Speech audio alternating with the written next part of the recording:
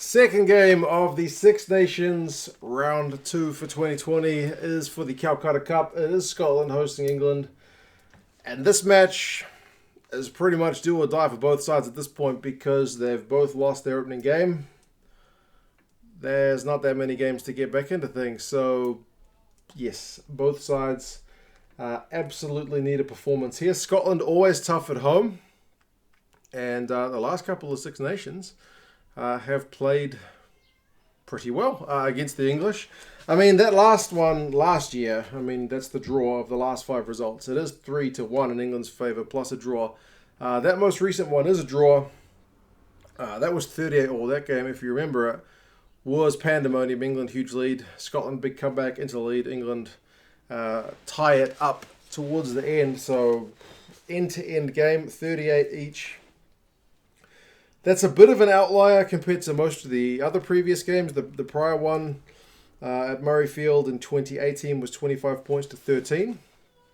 Fairly comfortable win over there in the end. And then the previous ones are all England. 61-21 at Twickenham in 2017. 15-9 the last visit to Murrayfield before that. And then 25-13 at Twickenham in 2015. So they're not usually massive results. That 61-21 is probably a bit of an outlier.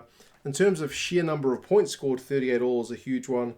All the rest of them, 25 points is the most the team scores, and the least is usually 9. So, it's not that much between the teams. And as I mentioned, England's last victory at Murrayfield, 15-9, so it wasn't much in it. Scotland's last win, 25-13, not much in it. So, kind of comfortable. Big game. You would have thought both coaches, Eddie Jones and Gregor Townsend, they're kind of minimum for the Six Nations this year. If nothing else, for Scotland, it's retain the Calcutta Cup, and for Eddie Jones, minimum would definitely be to win it back. So we will see what kind of vigor these guys come out with. We'll put the teams in the description so you guys can check them out. Scotland have kept virtually the same team. It's still Adam Hastings at 10. There's still no sign of Finn Russell. I guess he is still in the naughty boys corner.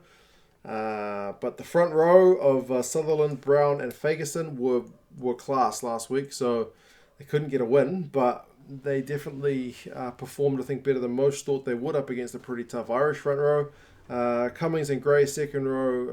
Gray is always going to tackle all day long. Ritchie, Watson, and it's Bradbury in this week. So Nick Haining, who was bloody good last week, he actually drops to the bench, which is, I guess, unfortunate. But I'm assuming it's because they wanted a big fella at 8 if they got no kind of Billy Vunipola up against them, and there's no Don Brighton, who's still can't buy an England selection.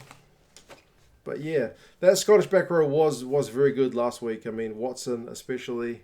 But yeah, that's one area they've never really had trouble with. The bench is still McInally, Dell, Simon Berghan's up this week. Toolis is there as well. He was on the bench last week.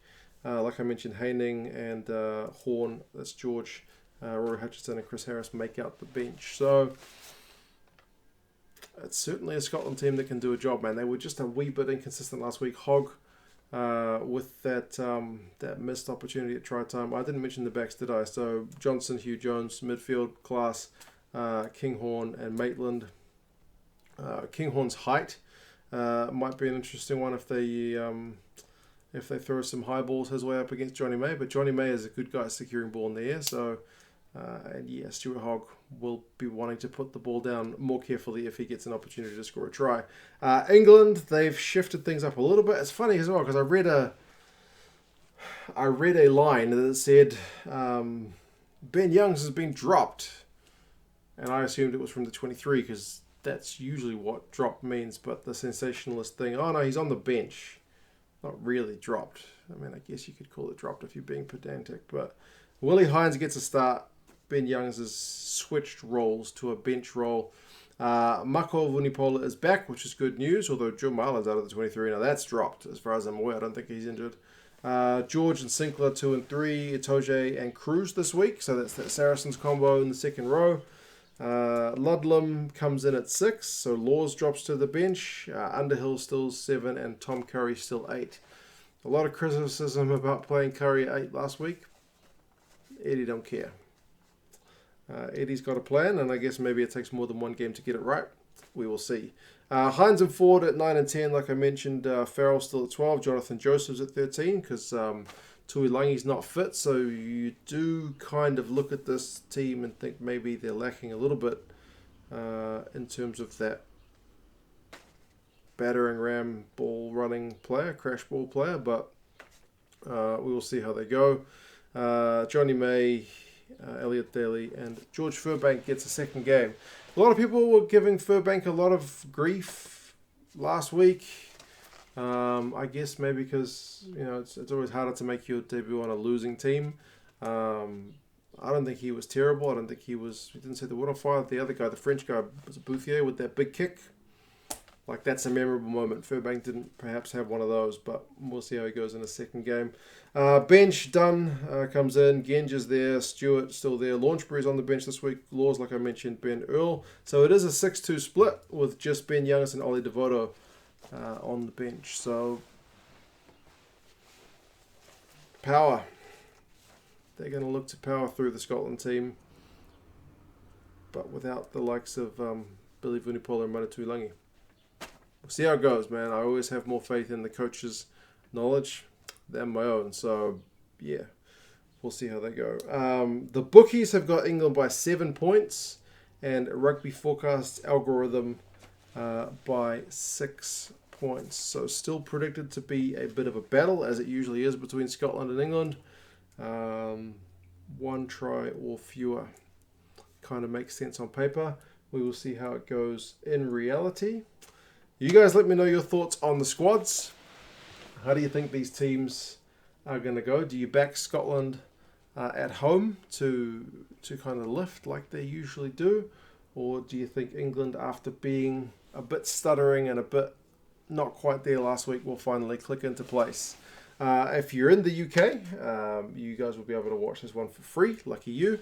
If you're not, if you're in a country, well, Ireland's all good. All the Six Nations countries are good to watch it. But if you're outside one of those Six Nations, stick around and I will let you know how you can watch it relatively inexpensively using a VPN. But yeah, cheers guys, and I'll talk to you again soon. See you later.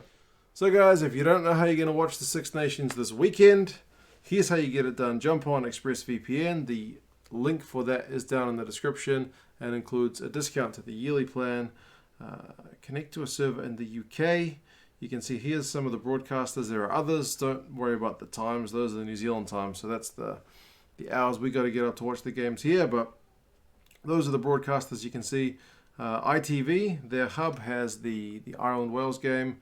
BBC has got Scotland-England. And likewise, they've got France-Italy. Here's what it looks like. Here's one I prepared earlier. You can see Michael Cheque doing his thing. If you're connected to the server in the UK, and if you want to watch it on demand, see that one is the one of the games from last week, England against France, and this one is Ireland, Scotland. So yeah, if you want to watch live, if you want to watch on demand, link in the description to ExpressVPN and jump on either ITV or BBC for the games you want to watch. Cheers, guys.